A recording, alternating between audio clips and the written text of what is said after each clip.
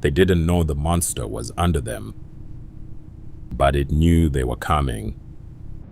This is the story of the day early humans met the deadliest predator in Earth's history. The Pleistocene epoch. A world gripped in an iron vice of ice. Behind them, the frozen barrens of Siberia, scoured by relentless famine and killing cold. Ahead, the whisper of a vast new frontier, North America, a land of mammoth and untamed opportunity. Between them lies the final remnant of Beringia, the ancient land bridge now drowning beneath rising seas. All that remains is a lethal corridor of frigid obsidian water, the forbidden crossing. A desperate clan of early humans stands on the jagged shore, lean hardened bodies etched with hunger, clad only in raw pelts bound by sinew, their weapons primitive, fire-hardened spears and crude stone axes. Stay and succumb to slow death, or gamble everything on these treacherous waters for a chance at a future. With nothing left to lose, they push 5 sturdy log rafts into the crimson sunset. The sea appears tranquil, deceptively calm. They have no idea these depths are still ruled by something far older than men. A ghost from a forgotten eon. A predator that once ruled the oceans like a living island of muscle and teeth. The rafts drift into the void. The Siberian coastline fades into gray haze. Now only the abyss remains, deep, dark, and indifferent. At first the strait seems merciful. The surface is an eerie mirror, reflecting the twilight like black glass. Paddles dip rhythmically. Hearts thunder with dread and fragile hope. Then it happens. A monolithic shadow glides silently beneath the lead raft, longer than 3 vessels combined. It moves with terrifying grace. The water barely ripples. The men freeze. One points downward, eyes wide with primal terror. Another grips his spear until his knuckles turn white. This is no common shark. This is Megalodon, a titan that survived from the Miocene into the Ice Age. 60 feet of raw power, 50 tons of muscle and cartilage, a living fortress of teeth. Its dorsal fin alone would tower over a man. The shadow passes. The surface falls deathly still.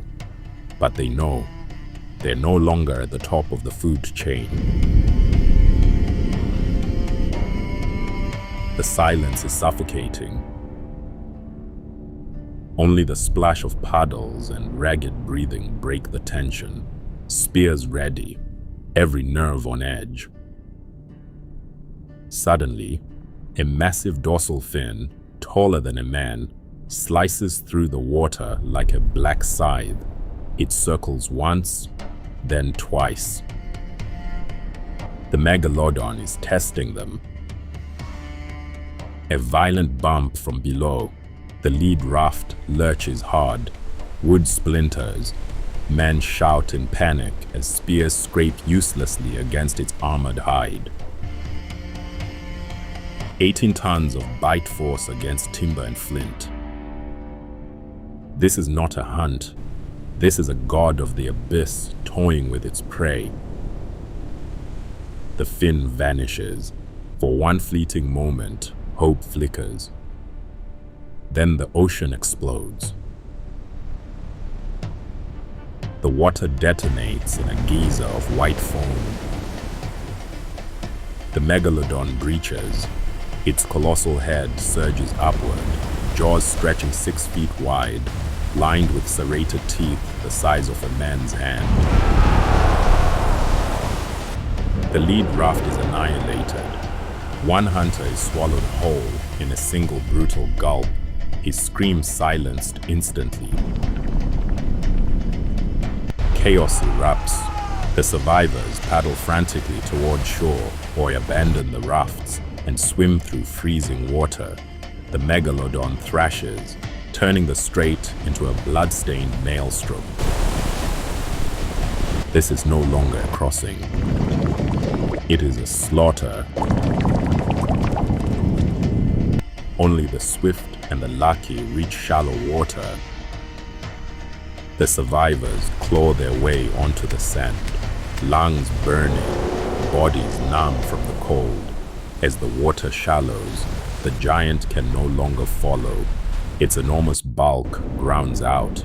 One final powerful surge, and the massive dorsal fin slowly sinks back into the depths. A lone hunter collapses on the beach. He stares back at the blood-tinted water, breathing hard. In the distance, the dark sea hides its secrets once more. The forbidden crossing is over. Out of 5 rafts and more than a dozen souls, only a handful have reached the new continent. They paid in blood for a chance at a future in North America. The Megalodon vanished from the oceans long ago. But the terror it left behind still echoes in our blood. Deep in our genetic memory, that shadow beneath the raft, that sudden silence on the water, it remains. A reminder that our ancestors once stared down the true rulers of this planet. And somehow, they survived. Would you have survived the crossing?